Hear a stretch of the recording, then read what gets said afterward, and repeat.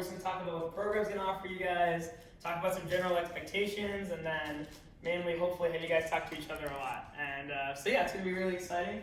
Let's just dive through the boring lecture part so you can get to talking to each other. So, funny kind of ice-breaking picture of myself. This is a caricature that was drawn of me in Spain and my little brother. Also, I was hoping to change this slide, but I didn't get time. But my name's Anant. I'm basically the coordinator for this. I started this cohort program. I did start like 2 years ago with another member from the UEA exec who has graduated.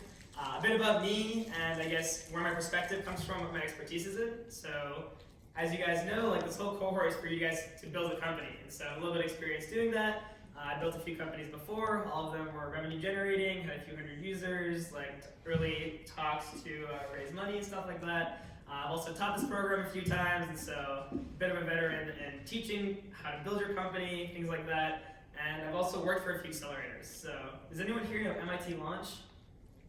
Heard of it? Awesome. Yeah, I was a launchee. Also, like took the launch program to my high school and taught it.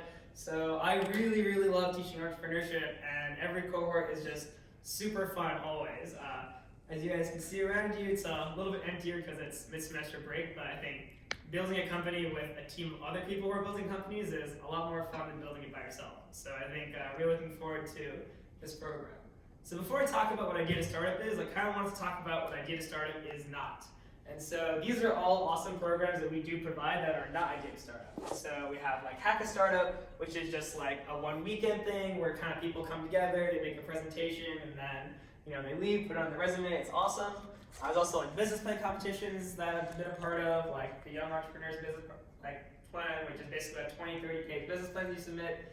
And there's also CMU VC, where if you have a company, you have an idea, then you go there and you can raise money for it. So we are not like any of these programs. Like we're not, a weekend thing where you kind of put something on your resume. Like this is really for building a real company that hopefully you will like continue with after the program's over.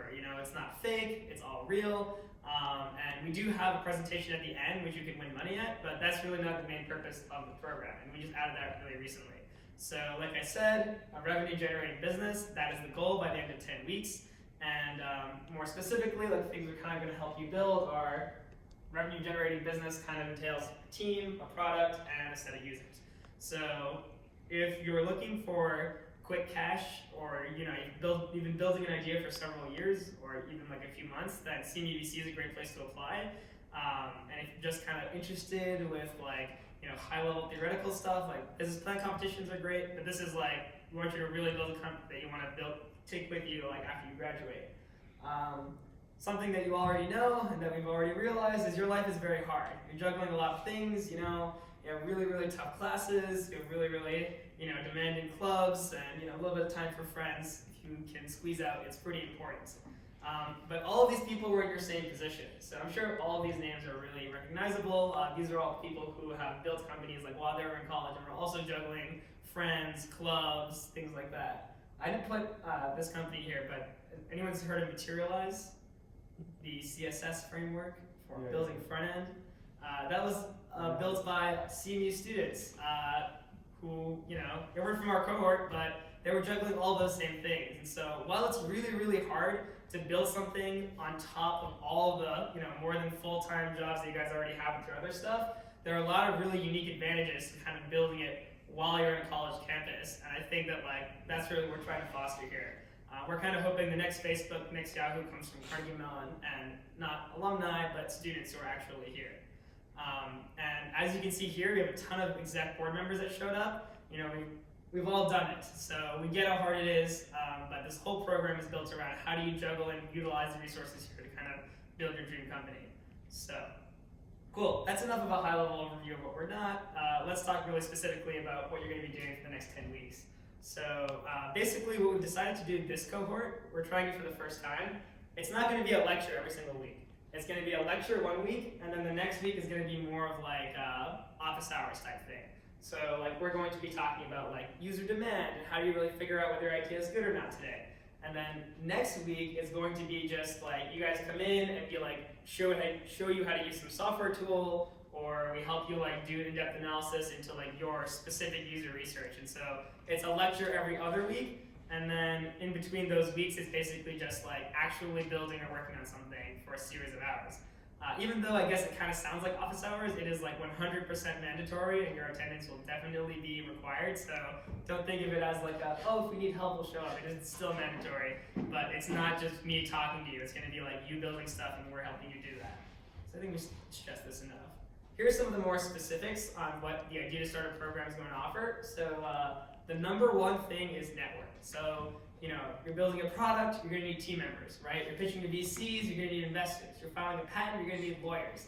Like the biggest thing in every startup, and really any venture you do, is network. Like having someone who worked at a law firm that was an Idea to Startup cohort alum, right? Or having someone who knows people who can be your potential customers for user research. Almost every single phase of our 10 weeks is going to require reaching into your network, and joining Idea to Startup means you are part of our growing cohort network. So obviously, the 4 or 5 people you see around you are in the network, but also the entire UEA executive board is in your network, and every past team, every future team that joins Idea to Startup in the coming years are all going to be part of that as well. So we're still kind of fine-tuning like how to make the most out of like this kind of built-in network. But that's really one of our biggest hopes, that like once you get in, you're in for life. And as you start building things in the future, like we will always be here to support you. Mostly. So mentorship, we're thinking around week 3, you guys are all going to get one person who is dedicated to your team and your team only, to make sure that if you need advice or you're looking to reach out, you have that person who's kind of making sure that you're moving forward, reaching your deliverables, things like that. Training, obvious, what I'm doing today, you will get that every other week. And basically anything else that you really need. We're also hoping to be able to offer you a little bit of money at the end, but if you need something, a small amount of money in the middle, you can just ask us, and we can try to get that together too. So from the reverse engineered process of building a company, literally everything you need should be here. What we expect from you, it is really obvious and high level. Like we just expect a really high level of commitment. As you all know, building a company is not easy. It is not something for the faint of heart. And we have a lot of other programs that are meant for those people who are not as committed to it. Like if you just want to grow your network a little bit, you can go on startup tours, and if you just apply, that's fine. But this program is not for that. This is a full high level commitment, and we expect a lot of time you put into building your company. And we love to help you along the way. This is something super boring, but I will mention it. Almost the only way to get kicked out of the Idea to Startup cohort is to just not show enough caring for all the resources and dedication that we're giving to helping you. So for example, people who aren't here, not a strong start. We will be tracking that, and people who don't show up on a repeated basis will be asked to leave. And if we see problems with a team, that will just mean we're gonna have to leave, kick out the team. In previous years, you've had to, unfortunately not accept a lot of teams, sometimes 2/3 of the teams that apply. So you did take someone else's spot. So keep that in mind. Awesome. So let's talk a little more specifically. What do you need to keep in mind? Over these next 10 weeks, what should your mindset be? What should your framework be? And what are the things you need to look out for? So this is really interesting because I find that why entrepreneurs fail and why college students fail are very, very different. So some of the reasons you're going to fail might seem pretty obvious. The first thing is you're building something that no one actually cares about. One thing that we found is that senior students can be very build focused. I have an idea, it's time to build the idea. But that is the number one mistake that everyone makes. You really, really want to make sure that you're focusing on something that is viable and it's something that people really need. And human beings are very, very notoriously bad at figuring that out. Because for some reason they believe their own intuition, which is almost never truly the correct way of looking at it. The other things I think are pretty obvious. You run out of money. Team is a big one. You don't get along with your team. The idea is perfect, the market's there, but you just hate your team too much. Or, it just kind of all falls apart. But what I found is that none of these things are ever the reason that anyone in this cohort fails. No one has ever left Idea to Startup because they ran out of money, or because their market fit wasn't right, because we really stress that stuff. The reason that your companies die are because you just give up. And it's not some big spectacular thing where you have a launch party and then no one shows up and then your heart is broken and you leave. It's little by little, one day you'll have an exam, so you'll miss a meeting, right? Then you'll miss another meeting. And slowly it'll just fizzle out and nobody even realizes that no one's working on it anymore. So this is, I think, the only thing that you, the biggest thing you want to take away from this program is this. The death of your company will not be a loud, robust thing that's easy to see. It's going to be a slow, silent death.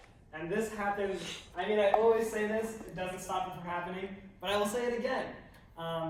This is what you look out for, because those little meetings that are missed, those little like benchmarks that aren't really made, like that is really when death is coming. And I think 90% of startups that see you fail, I think most of it's just because of that. The other things, if market isn't there, change the market. Product's not right, change the product. Team's not right, change the team, right? That's pretty easy. As long as you stay dedicated to it, you'll find a way. Awesome. Now more of the logistics. Again, not as much of the fun part, but kind of getting into that networking stuff that we've talked about. So just to confirm one more time, everybody has Slack, right? Everyone was able to join Slack. Everyone got an email for that. Yes, question. And name again, sorry. Andy. Cool. Yeah, so I received the email for Slack, but when I clicked to open the link, it said that the Slack was deleted. Yeah. Vivek, you want to? Yeah, I sent another one just like a few minutes ago. You can join it like after this. So. Yeah, so that is a small technical mishap on our side. Has anyone not used Slack before, ever? No idea how to use Slack? Never heard of it? Silence. First time you're using Slack. Also, don't feel embarrassed about that. Like, usually this happens in our cohorts, like, these tools are not super used in other things. So, Vic, do you have your charger on you? Yeah. Oh no. This is not my computer.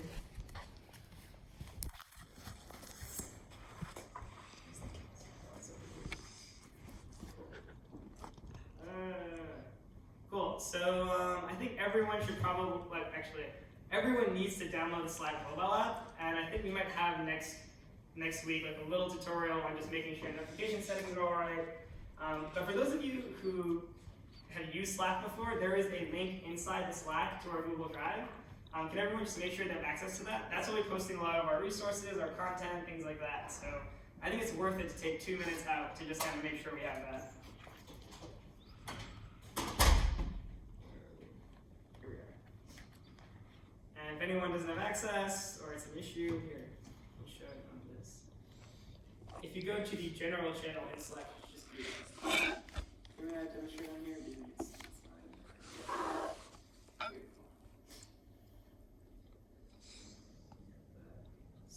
fine. Which one? Like there's two, right? There's 2 links, you mean?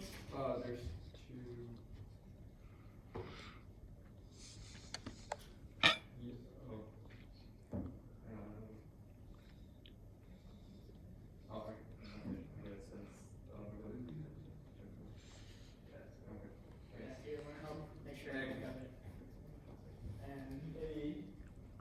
Sorry, this is super important, so I'm going to take a little bit of time to do this. Can we switch this here?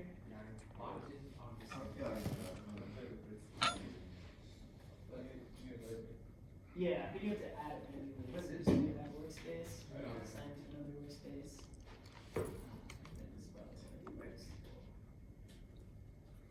Or just do it through the email. So open the email through the app, and that should probably get you up there.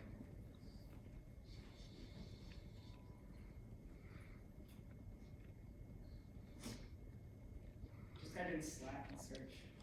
You doing something with that?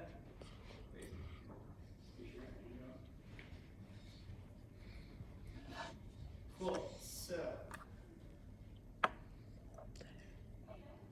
awesome. So basically, like the platforms that we're going to be using to provide the resources that we talked about, Google Drive is a big one. Slack is a huge one. We're also going to create a Facebook group to basically have all the cohorts for future networks. But yeah, I think right now, as long as everybody has Slack and everybody's on Google Drive, like that is super important. We will also stop emailing you. So like everything is going to happen through Slack. So you're going to stop getting emails. So it's very important that you get Slack. Cool. All right, I'm just going to move on then. Everyone's good with that, right? Cool. I see some nods. Good enough. Awesome. Let's continue with our great lecture. Awesome. So a lot of you are going to be trying to build your teams, and so a thing to keep in mind with your team is that like you want to share a mindset, not a skill set. Oftentimes, a lot of teams come in and they're like, we need engineers, and we need engineers so badly that we don't care what kind of engineers we get. That is going to kill several months and like disagreements, or like team members who are motivated enough, and then like 6 months later, you still have no product. And so looking for someone who really like has the same mindset, wants to solve the same problem, even if they don't super believe in your solution, like that is really, really important. Also, just a frame of reference for like the different companies that I've been in, like what our team structure has been. This is a little much, but we have like 3 engineers, 2 designers, 1 other business person, and myself. Generally, basically, you want a little bit of engineering talent, a little bit of design talent, and maybe a little bit of a person who is like more on the hustler side, has a good network. Those are usually the makings of a good team. As your team develops a little bit more, it's nice to have someone who knows a little bit of data science and stuff. And it gets a little more complicated from there, but you don't need all of these skills. We're actually going to be teaching you how to do design, maybe a little bit on how to do CS. You actually also have very specific resources for helping you find engineers, right, Vivek? Yeah. We're talking about that. Eric has been looking for some like software developers. So Yeah, so we're going to be sending out a form, which is super important. If you think that you need a little more engineering talent on your team, which is always a huge hassle, like fill out that form, and like we might have easy access for you to start talking to people and seeing like what might be a good fit for you. Just some ideas on how to get it to you that are more concrete. This one's pretty obvious. Starting with us is a really good start. We know a ton of people. We also are connected to Schwartz Alumni Network and like their student entrepreneurship network, so that's pretty interesting. But also like your own friends. Like ask your best friend. Ask your best friend's best friend, right? Like that is always the surefire way to get someone. I have tried all of these things and they always work in varying success, right? Someone who doesn't know you is very easy for them to quit. But someone who's been like a lifelong friend, like that is always someone who sticks with you. So something that worked in the past, like if you go to classes, like 112, 122, depending on what skills you need, and like you ask a professor, you can maybe like, those classes actually probably won't work, but if you go to like smaller niche classes, and like ask if you can, send something out to their D-list, that's pretty helpful. Trying to send things out to other D-lists, and then also posting on a Facebook page. So team is really important. Entrepreneurship is unfortunately a lonely journey unless you don't have people that are there with you. So you can talk to us afterwards. We're actually going to have a very specific process to help you find team members, but it's obviously mostly going to be on yourself. So definitely start asking your friends. And at some point of the cohort, we're going to require team, and when you do a mentor and stuff, it's going to be good to know that. So you don't need this now, and I know there's a lot of single people teams, but this should already be starting in the background. So start talking to your friends, start talking to us, and kind of see what you need. And again, generally a little bit of engineering, a little bit of design, and one person is going to be good at selling and getting customers. Cool. Let's skip this. Let's get into, this is the real content. All this other stuff is mainly just been logistics, what to expect. So, all of you came in with an idea, right? You have some awesome big thing that's going to change the world, right? Odds are you're wrong. Almost 95% of the time, your idea actually sucks. You just need to figure it out. So, how do you figure that out and move your idea and adjust it into something that actually works? So this is sort of a framework that we come up with. Actually, I don't think we came up with this, but it basically talks about the different ways to test your idea, right? And this is sort of data collection methods. And so, basically, when you're building a company, first you just have sort of somewhat of an idea, right? And so you start with user interviews. So user interviews are about high quality, low quantity. You talk to 2 to 3 people, right? Basically, you just ask them about their user journey. So I guess I can give an example, right? So for NetScale, the company that I built, was basically about helping students find a job, right? So I didn't tell them anything about my idea. That is completely the opposite of the point of this. I just asked them hey, how do you get a job? What does this process look like? And you want them to automatically tell you that it's hard, right? Because you kind of are listening for it to be hard, but you don't want to ask them what's the hardest part of that? Or, is this something that, is just super frustrating for you? That is a leading question. And a lot of times people will just sort of say yes or mumble at it. And you can ask them that a little bit later, but you want to see if you just ask them about their process and they mention themselves. Yeah, I use Handshake and it's a complete shit show. People tell me to network, but I have no idea how to do that. And so you basically parse apart what are the different steps that people go to when they want to use your product, and where do they go to do that. So your main competition, this is another mistake a lot of startups make. Let's say that you are building I don't know, maybe there's creating a clock store, right? You'll go on Google and you'll type in keywords to be hey, does my product idea exist, right? And you'll find some weird niche website that does exactly what your idea is, and you're gonna start crying and you're all right, I give up, this already exists, right? If you talk to people who are your ideal user, and they don't know about this thing, who gives a shit if it exists? No one cares, right? Like, if they haven't tapped the market well enough and a user has like never heard of this, obviously with a few people you don't know, but like don't be discouraged just because you find something on Google that sounds similar to your idea. What you're really fishing for here is like how do people solve the solution? And if they have some sort of really scrappy way of doing it that's like 20% effective, then you really have gold. If something exists out there that does what you do, that doesn't mean you should quit and give up. It doesn't mean you should ignore it. If they've like retained enough market share, then you're screwed. But you know, a lot of people kind of get very disheartened because they kind of see some website that's really splashy. But if your users don't know about it and it exists, it doesn't matter. I wouldn't worry about it. So that's user testing. It's basically there's 3 or 4 people, nothing specific, just high level, like tell me about your day, tell me about this process. You know, what are you currently doing to get this done? Do you have any friends that do this as well? Once you key in on a few very specific things, like it seems like they mention LinkedIn a lot, or they mention Handshake a lot. It also seems like most of them really trust their career fair, or they hate their career fair. Then you develop a series of very specific questions, like do you use Handshake? Do you use LinkedIn? How much do you trust your career center, right? And that's when you go more of a survey approach. So this is just to kind of get an idea of what questions you want, and a survey is to see if you can find the 4 only people who like don't know about LinkedIn, and you don't kind of build an entire company out of that. And so once you sort of get pointed insights from user interviews, you kind of go into surveys and build specific questions that you want to like tease out from people. Once you build surveys and you start talking to people, it's time to start building. And not building, I just mean designing. So we're going to talk about like hard framing tools, how to build small mock-ups of your product.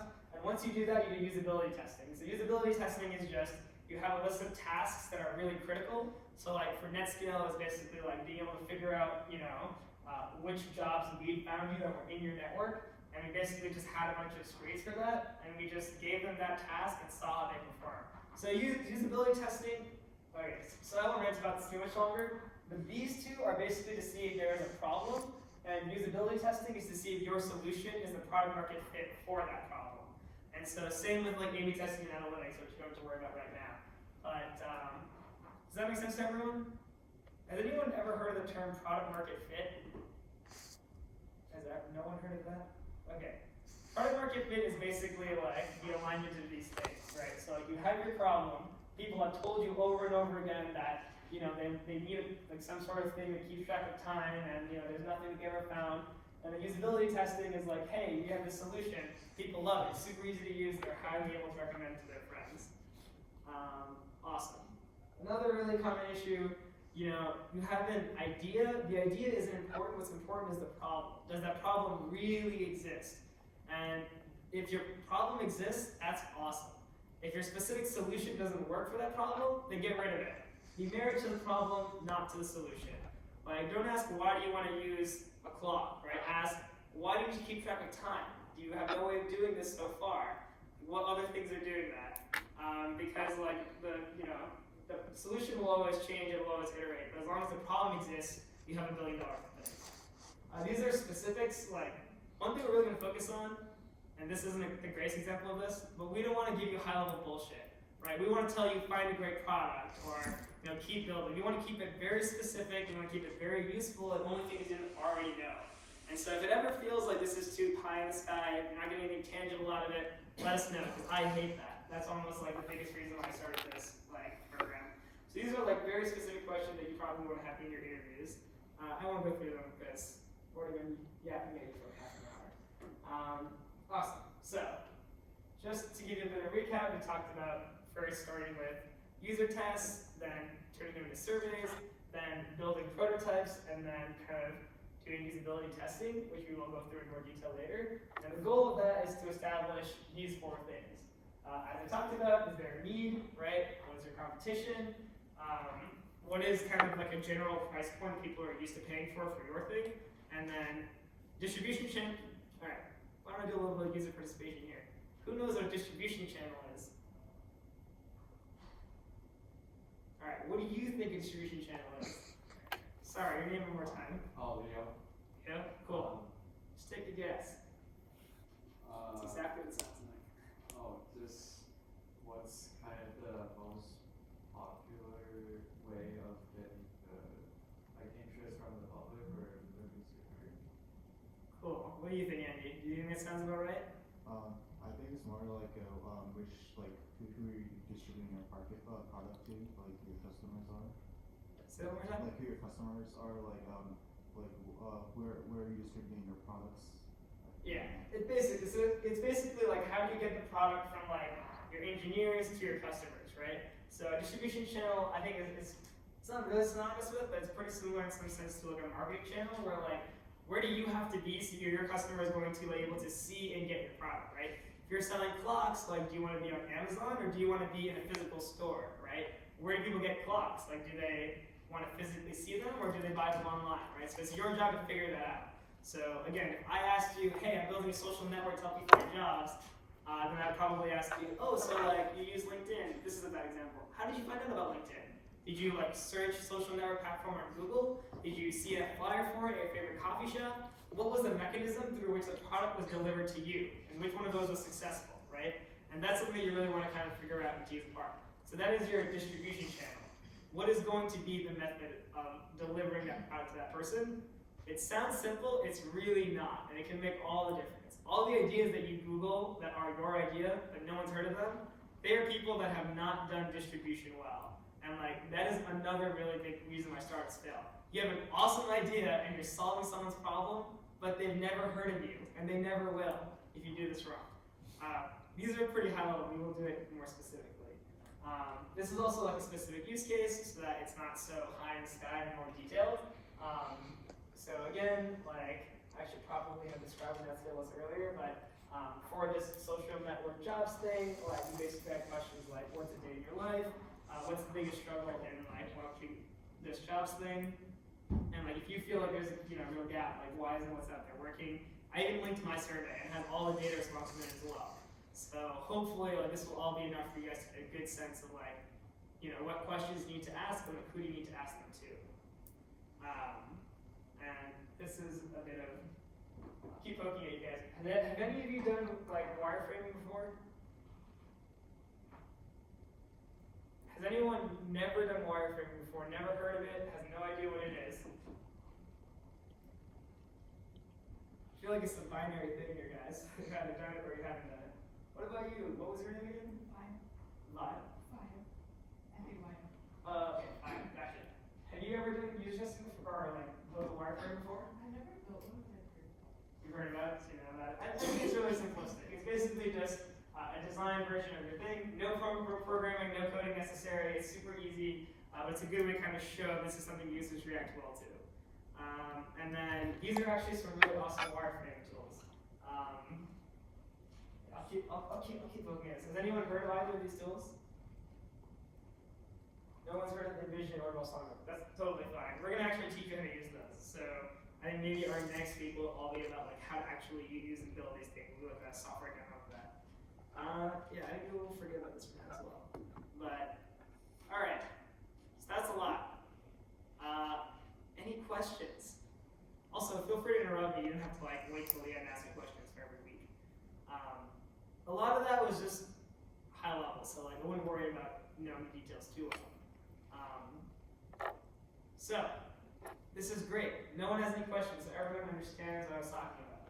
So, you have an awesome idea. You want to test it. What's the first thing you do? Leo.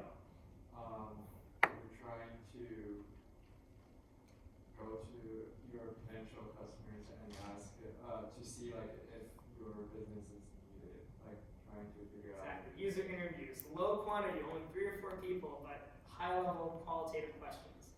All right, Andy, what do you do next?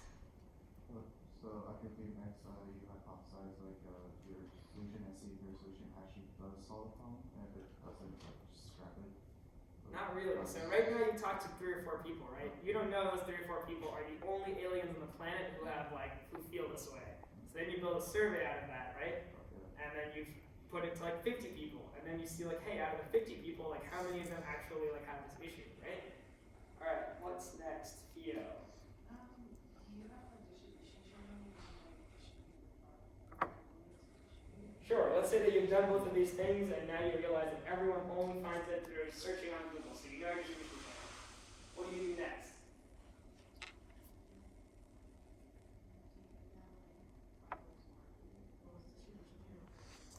Yes. So then you create these wireframes, right? You do usability tests to see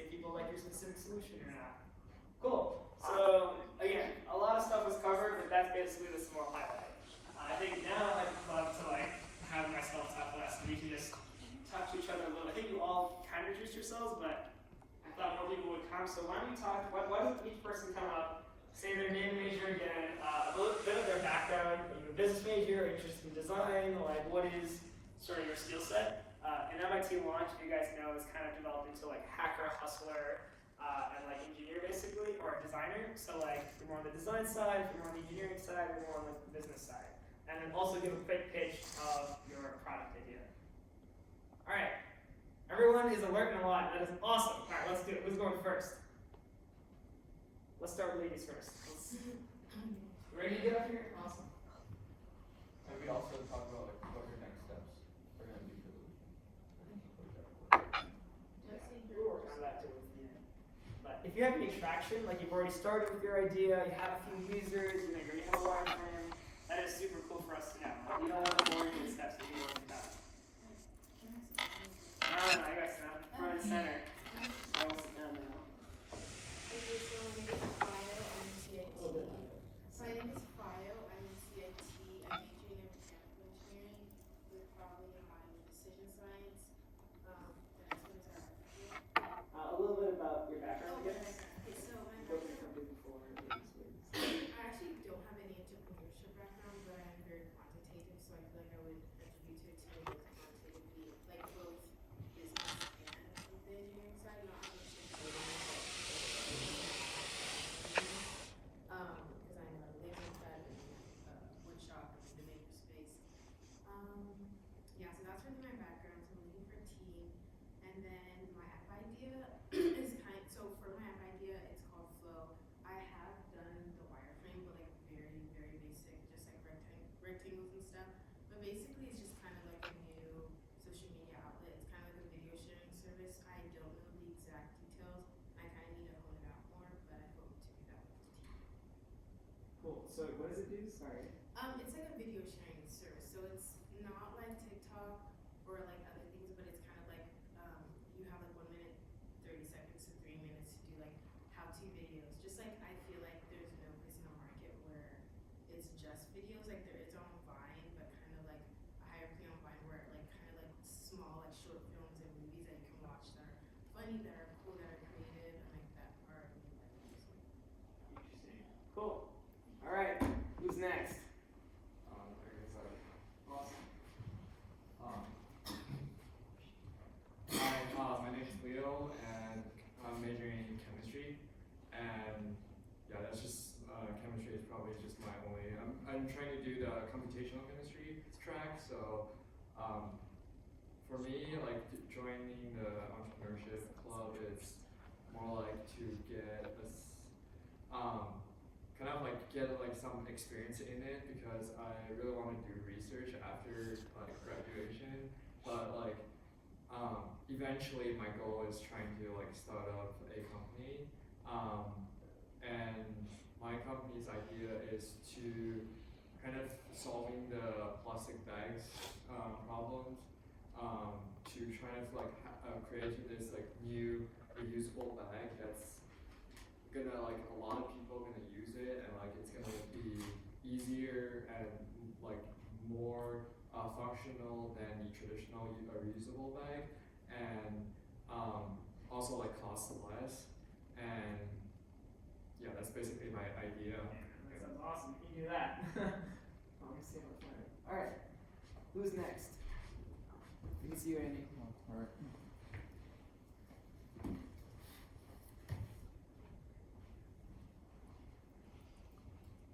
Hello, my name is Andy, and I'm a economics and statistics major with additional major in technical writing.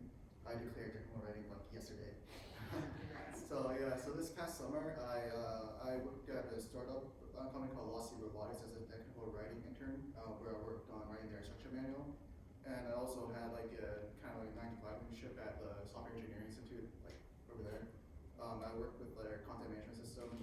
Basically, I manage web assets so that I make sure that the website is working correctly. So that's my background.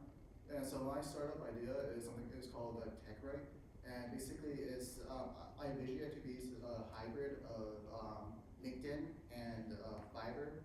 Don't know if you guys know what Fiverr is, but it's like a freelance website where you can where there's sellers and buyers. Sellers post jobs. Sellers post basically they post like what they can do. Does that make sense? They like if you're a writer, they post like, oh, I can write short stories and stuff. And then like there's the buyers that would buy your services. So so TechWrite, I'm envisioning it to be a hybrid of LinkedIn and this Fiverr, and but it's just for writers, like technical writers especially. So I think some baby steps, like some very small baby steps I did was like, so during the meeting with my advisor, in which I declared my technical writing major, I asked her if this was, I mentioned this startup idea, and I asked her if this was something that is needed or whatever, and she was enthusiastic about it, but she also brought up like the technical writers already in the English program, and I thought that was cool. So and I scheduled another meeting with the technical writing program director, and I'm thinking of asking her more about this to see if this actually works. So yeah. Cool. Yeah. Awesome. Last but certainly not least. Hi, I'm David. I'm a business major, but then, so I've also had some technical background, like I went to metabolic competitions and stuff, and also like business competitions. I'm just also pretty interested in entrepreneurship. So my business idea is that I wanted to have this app that would show the preview of your hairstyle after you go into a hair salon. So instead of those, like currently there are some similar apps, but then they basically put a sticker. Like I wanted to try to use some of the newer technologies to actually make it have a 3D preview of your hairstyle. Awesome. Cool. All right. So we only have 20 minutes left, unfortunately. But what I'm thinking is that for the next 20 minutes or so, I want everyone to come up with like a list of maybe like 5 to 10 questions that they want to go out and ask for their users, and then I will like walk around and talk to people about it. We have a marker over here. I don't think I saw it earlier. But and then yeah, I'll walk